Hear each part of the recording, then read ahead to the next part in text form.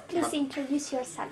Yeah, my name is Aloysius Kampherewera, and I'm the national focal point for the Climate Change Convention and also the NAP process from Malawi. Okay, thank you very much.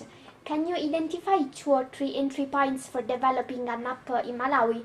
For example, are there any policy or institutional measures already in place that can facilitate the NAP process? Yes, I think at the moment for Malawi, we have the policy and the institutional framework that has emerged and which could help prepare the NAPA and the NAP process. Of critical importance now is we've been developing the National Climate Change Policy and the Implementation Plan. So in that policy, we are providing guidance to both government, implementing partners, as well as NGOs and the private sector on which areas of climate change they need to work on. And we also do have an implementation plan. And within the National Climate Change Policy, the adaptation, national adaptation to climate change is a big component. And we hope that that provides a big anchorage for developing the NAP process. But also going with the National Climate Change Program, we have just developed the National Climate Change Investment Plan.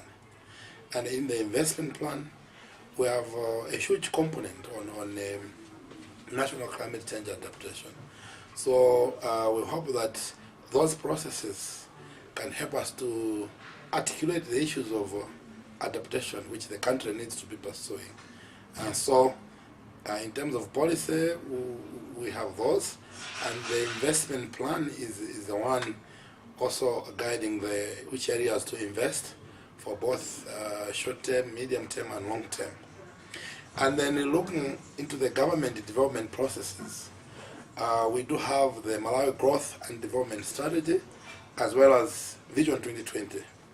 These documents are the ones that are guiding government to implement its programs.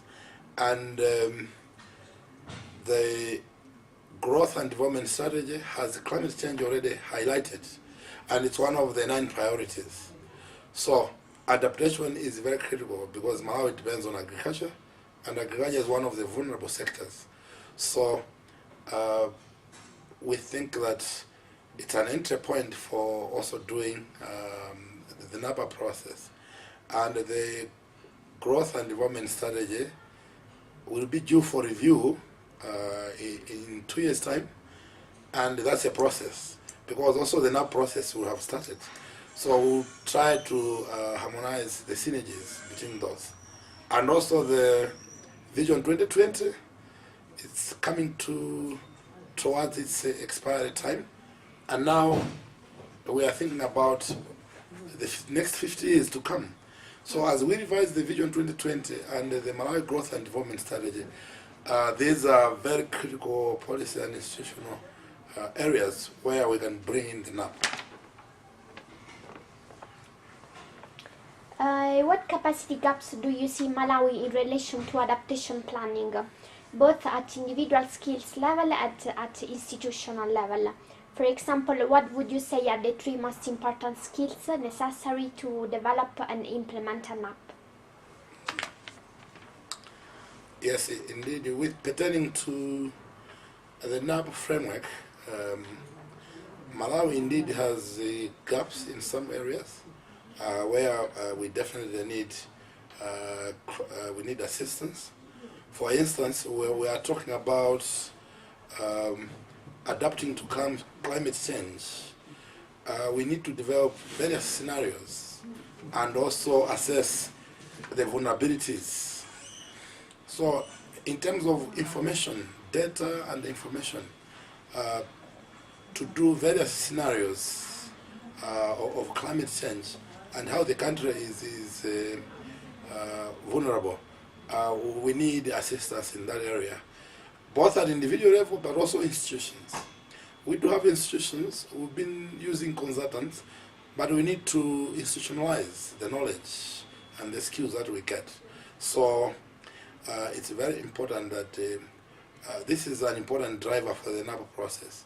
Climate information and data, because this is going to allow us to develop various scenarios. And based on the various scenarios, we'll be able to determine various impacts and how they are going to affect the various sectors of economic production. And then there, it will also help us to appraise our vulnerabilities, because if we know the various scenarios and how the country is going to be affected, and also how vulnerable we are, we should be able to develop responsive actions under the NAP process. So we think that capacity needs to be developed in those areas.